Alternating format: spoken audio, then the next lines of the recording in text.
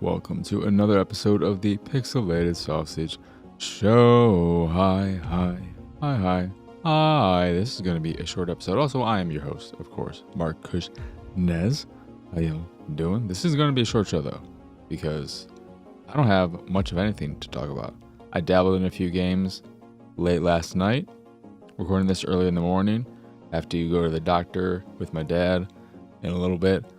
Do a little checkup and whatnot, and tell him a progress report and stuff. I don't know exactly what's gonna happen, but that's my morning. So trying to get this out early, and Crossfire X, my tardiness, my dragging my feet to get those final few achievements led to a final push that killed me this week, and thanks to though it wouldn't have mattered if I read the time right or not. I was ever so slightly short of reaching that mark, so I'm defeated, depressed, not excited to put together that episode of Attack the Backlog, which is going to be a weird one, unscripted, just complete word vomit. Hopefully it's somewhat enjoyable. I gotta get something out of that experience, but that has destroyed me and destroyed this episode. I also finished my Star Wars rewatch, which did the same thing. Episode 9, I don't know what I was thinking and assuming, man, so much of the Star Wars I've watched during this rewatch has been real bad. Maybe episode 9 isn't as bad as I remember. Maybe it's not the worst Star Wars movie. No, it's the worst. It is the worst. It feels like a bunch of people got into a room, thought of a bunch of moments they thought would be cool, and found the laziest way of stringing them together. Also, they looked at all of the discourse after episode 8 and the whiny little crybaby fan service wanters and shit like that, and just threw away so much of what happened in 8 in favor of falling back on a bunch of dumb shit. And it's just it's a fucking awful movie with so many moments that make you ask why, wonder why. Who wrote the Book of Love? You know what I wonder? Oh, I wonder who wrote the Book of Boba Fett?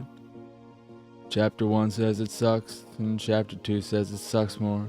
Chapter 3 says it sucks even more. I fucking hate what the hell I'm doing with this show, Jesus Christ. Oh my god. It's so bad, though. There's no little detail or any aspect of episode 9 to pick at or waste time belaboring on, because the whole fucking movie is terrible. Star Wars overall is terrible. I'm sorry, Star Wars fans. I'm sorry, Jedi. Maybe the extended universe. I get the feeling that if I, when I was younger, had read the books or any of the extended universe stuff growing up, I probably would have liked that, because I love KOTOR. I liked Mandalorian for a while. I really like Andor, which is an extended universe exactly, except Andor feels way more extended universe than Rogue One. Rogue One is, hey, you know that scrolling text from, it's the scrolling text from New Hope, not Empire. Yeah, because they have because it ends with them sending the details to Princess Leia, and A New Hope opens with Princess Leia giving the shit to R2 and blah blah blah blah blah. You know that shit, all right? But I love KOTOR. I already went all over this. Star Wars just is a bunch of missed opportunities and poor decisions and a lot of bad writing. Attack of the Clones, really bad dialogue. but the story is okay.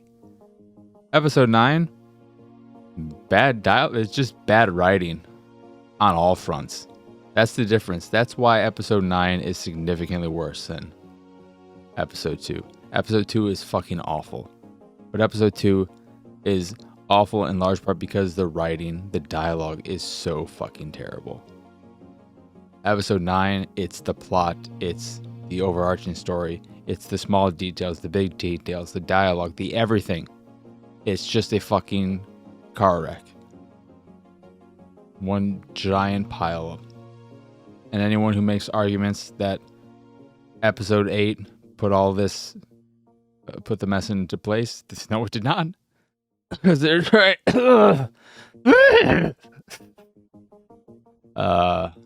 Enough of Star Wars. Nobody cares. I don't care. I forgot to say what games I have to talk about this episode, though. And what I have to talk about are Garden Simulator, Under the Warehouse, and Color Pals. Do I have anything else to say before I just get into that and call this episode an episode? Make it as an incredibly short show? I don't think so. I started up Atlanta. I got 4 episodes left, I believe. That's still a great show. The Crazy Aunt episode is probably the weakest so far, and maybe the only one I did not like. I'd go as far as saying I didn't like that episode. I thought it was whatever. But I have 7, 8, 9, and 10 left.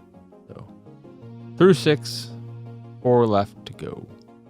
And I think I heard 7 is considered the worst of the season, so hopefully it's not too bad. But that's it with watching. I'm done with the OC. I made it about 10 or 11 episodes in, and I've had my fill of crazy. That is a show. It made me realize, the same with Lost. There are shows that are just good, and you enjoy watching them. You enjoy going back to binge them or watch them every now and again, and they're just good. You don't need any caveats or anything of that nature. Then there are shows like the OC and Lost, which are kind of good. You could call them good, but at the same time, they're what you would call water cooler shows. They are shows that are made significantly more enjoyable by having someone to talk with about them. Someone to go back and forth and talk about the stupid shit that happens on them, because they're written in such a way and the story is crafted in such a way that they really encourage that discourse. I love Home Improvement. I am almost through season 3 at this point. Biggest surprise of the year for me in all forms of media, video games, music, anime, TV shows, etc. I did not start 2023 thinking I was going to start rewatching Home Improvement and falling in love with the show way more than I ever liked it when it was originally airing. I don't need to watch it with other people. I don't need to talk about it with other people. I don't even know if I've ever mentioned it on this show in any way, shape, or form. Maybe when I compared it to Bluey-ish. But I love Home Improvement. Don't need to talk about it. Don't need anything other than just to continue enjoying my rewatch. But Lost and the OC, they both started strong. I was into them for 4 or 5 episodes. And then they started to drag and wear on me. And the lack of anyone to talk about this stupid shit and how annoyed various aspects of them are for me, they just become an annoyance and not something I can get something out of in terms of that annoyance. So, yeah. Garden Simulator. This is one of many games of a similar nature where you're going around doing this and that, whether it be farming or something very specific as mowing. This is kind of a middle ground because you have a lot of farming simulators, and then you have very specific simulators like lawn mowing simulator. I think that's what it was called, which came out a few years ago. This is an in-between where instead of having to manage a very large farm full of many crops and many acres and a lot of space, where you're buying large equipment and putting up buildings, you are instead managing a small little garden. But you are doing more than just mowing the lawn. You do mow the lawn, that is part of it, but you're also planting crops or flowers, picking up garbage, and building your little tiny oasis in your backyard. And it's kind of set up in the same way that a lot of more smaller indie farming games are, or Viva Pinata, where you have a very small space to work with when you first start up your garden. Because the basis of the game is that you are from the city and your aunt, I believe, passed away, and this old family home, you go there to get away from the world. And I'm assuming they don't ever come out and say it. It feels like they are putting this in the wake of COVID and all that, where you started working from home, presumably for that reason, and decided to move out to the country to this home and take up gardening, look after the house. You also decide to quit your job as an IT professional to focus on gardening, I think, which is weird because I guess you're making some profit from selling the vegetables you plant and stuff like that, but if you look at it in any kind of realistic way, you'd say, well, you probably could have kept your job working from home and gardened as well.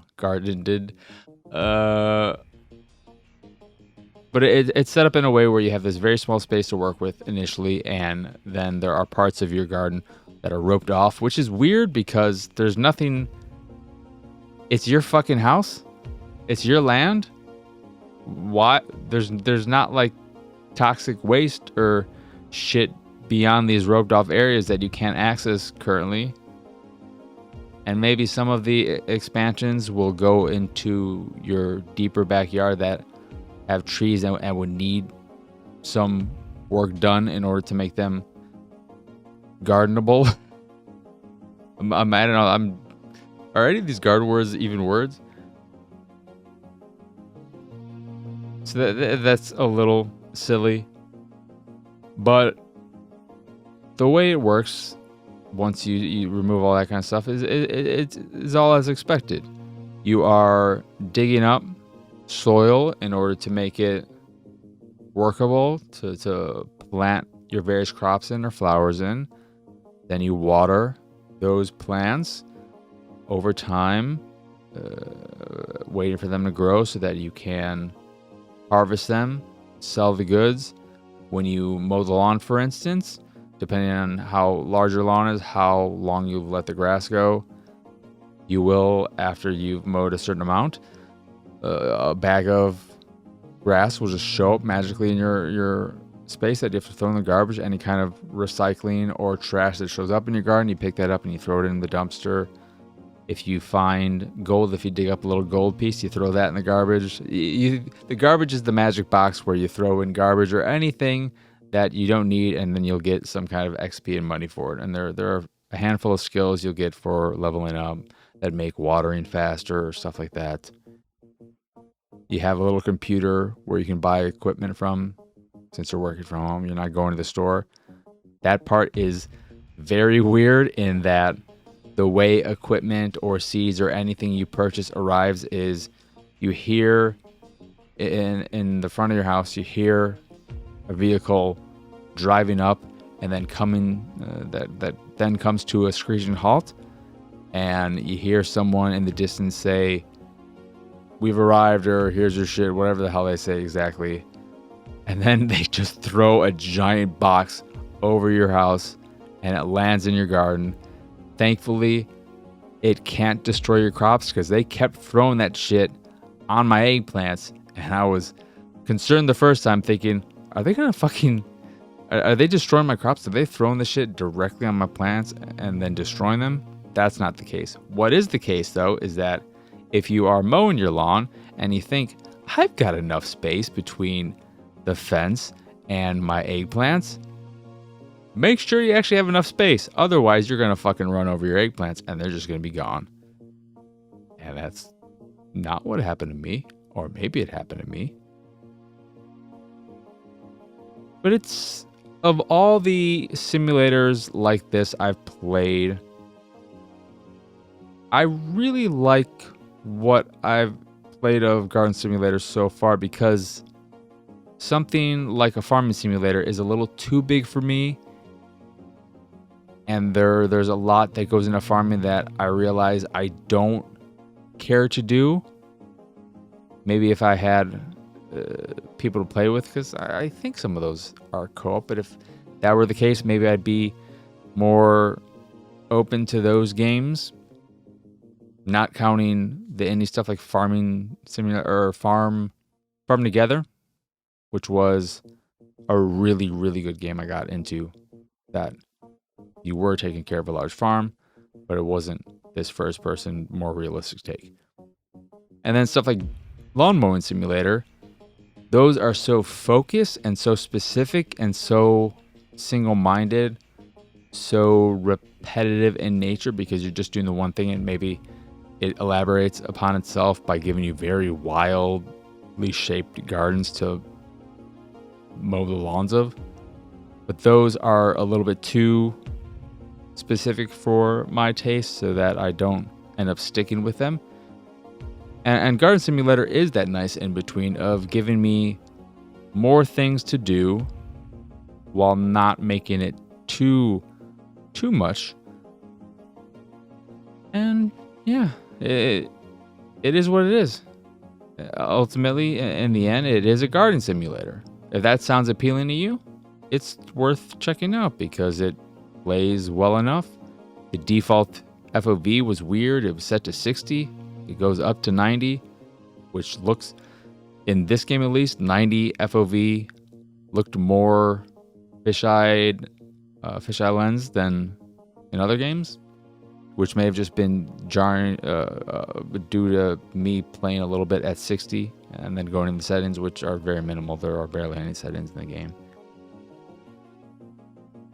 But if you like the idea of a garden simulator, probably worth waiting for a sale. I'm not sure what the regular price is. If this is a $50, $60 game, I would highly recommend waiting. But if it's $30 and you like gardening and the concept of a garden simulator, it plays well on a gamepad. The UI in games like this is often on the clunkier side, but it's pretty manageable here. It's not too much, and that could also be related to the fact that it isn't a whole farm you're dealing with and so much stuff, so it's easier to get around, and you don't have to worry about as many things. The leveling system or the store and stuff like that, you'll get unlocks for unlocking certain things or completing certain tasks. A lot of standard stuff. Looks fine. Could look nicer, sure. But solid little garden simulator. Then under the warehouse is a lo-fi polygonal first-person adventure game where you are, from what I played so far, I was just exploring this warehouse, trying to discover something or other. The problem with this game is that I like the way it looks. It has a very PlayStation 1 era polygonal style that has only one setting, I believe, which is retro visuals or something along those lines, which just makes the visuals ever so slightly more blurry. That's all it does. All right, cool. It doesn't change it from sharp visuals to pixely visuals. It just makes it from pixely to ever so slightly blurry pixelated or pixely. But as I was exploring this world, which is a very traditional adventure setup of going around, finding objects, interacting with characters, learning stuff about the environment and the space you're in by talking to people, and completing tasks by collecting items, using them with this object or that object, or combining them in order to give someone what they want. For instance, there was someone who had a hard hat. I needed it in order to get to this dangerous area, but they were hungry and wanted something to eat, so I had to get them a hot dog with all the toppings, which just meant putting mustard on it. That's what they wanted.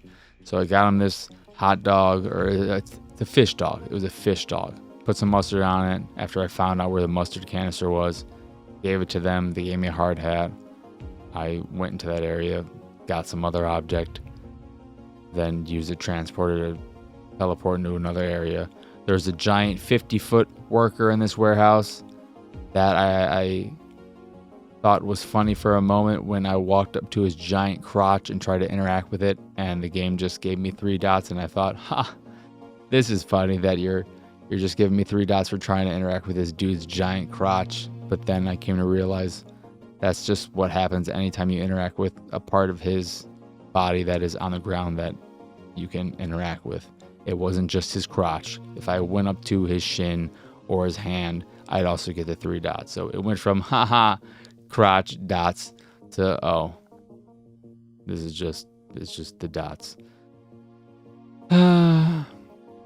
But ultimately, that's the second time I said ultimately. I don't like that. The mystery isn't interesting enough.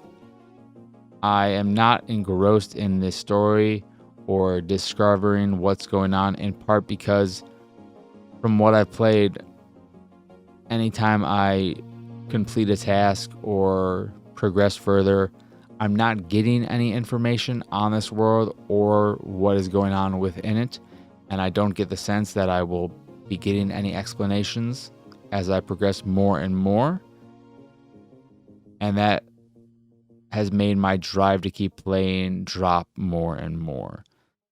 Games like this, due to their simplicity in terms of gameplay, they require a much stronger narrative, a story or something driving you, pushing you to keep going, because the gameplay, they either need a really strong narrative or stuff of that nature, or really creative puzzles.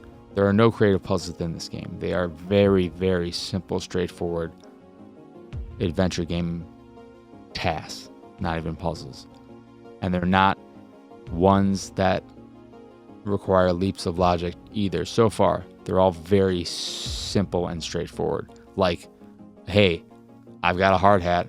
I'm hungry. Give me some food. Okay, I'll get you some food. And I don't have to think about it. I'm not putting together a couple of weird items in order to make some makeshift kind of food that doesn't exactly compute, but whatever, it'll suit you. So didn't keep me enamored with it.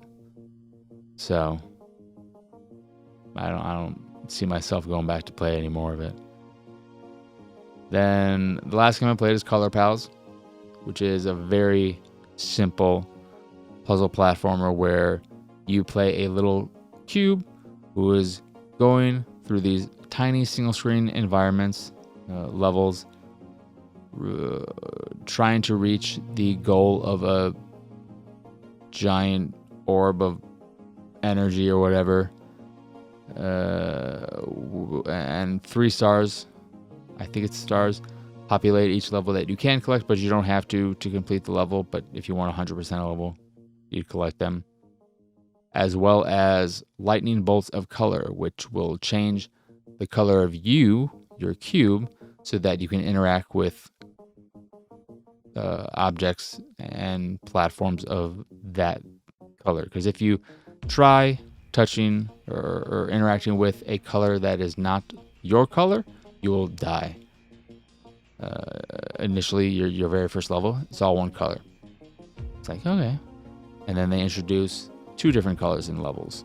So you have to grab that lightning bolt to change in order to reach the end of a level. And then they'll add a 3rd color and so on. I don't know how complicated they get, because I played for about 15 or so levels, got the gist of it, and had my fill of it. Because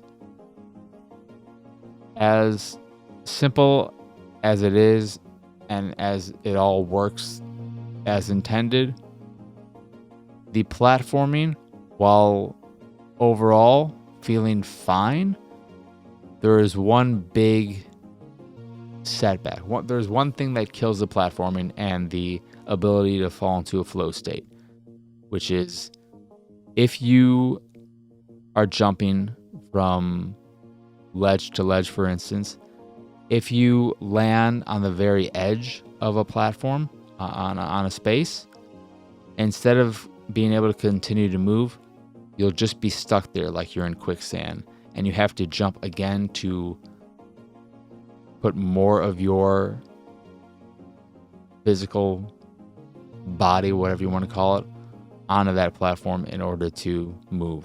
So anytime you land on an edge, which is often, you're stuck until you jump again. And you can't jump to the next platform often because you will not reach it, and then you'll hit a color of the wrong color, of a different color, which will lead to you dying, and then you'll have to start the level over from the very beginning. That little issue, which may sound like a big issue, it was a big enough issue for me. I'm saying little because I think for most people it's like, whatever. It doesn't sound like a huge problem. For me, it made it impossible to ever really get into, again, a flow state, get into a vibe, to not constantly have these points where I'm starting to feel the game, and then I have this. It just bugged me enough. But that's it in terms of what I'm playing. And that's all Color Palace is. It's nothing more than that. It is just, all right, here's a level in front of you. It's comprised of multiple colors. There will be the stars you can collect if you want to. There aren't any achievements tied to them, I don't believe, so you really don't have to bother with them. And you'll have lightning bolts that change your color, allowing you to interact with objects and platforms of that color. There will be certain things in the environment that might propel you forward. There will be hazards introduced, like spiky blocks that are moving in the environment, and so on and so forth. So it's pretty standard stuff, and if not for that little edge problem, maybe a perfectly fine puzzle platform. But that's it in terms of what I've been playing outside of Crossfire X, which I don't want to talk about because I'll talk about it for Attack the Backlog. What'll be a fucking mess of an episode, but I gotta get something out of it. I wasted my time, my life, so much. It needs to do something for me, because it did not give me all the achievements. So it owes me. Fucking owes me, Crossfire X. But that'll do it for this here short episode. It actually is a short episode, all things considered, of the Pixelated Sausage Show. Once again, I am Marcus Nez. Y'all can find me pretty much everywhere at PX Sausage. The site, the YouTube, the Patreon, and what have you. All my links of import can be found over at pxsausage.com. That is, again, the site, the YouTubes, the Patrons, etc. at pxsausage.com. And yeah, as always, thank you for watching or listening. I hope you enjoyed this here episode, and I hope you have both a wonderful rest of your day and a lovely week. And so for now, adios, arrivederci, bye.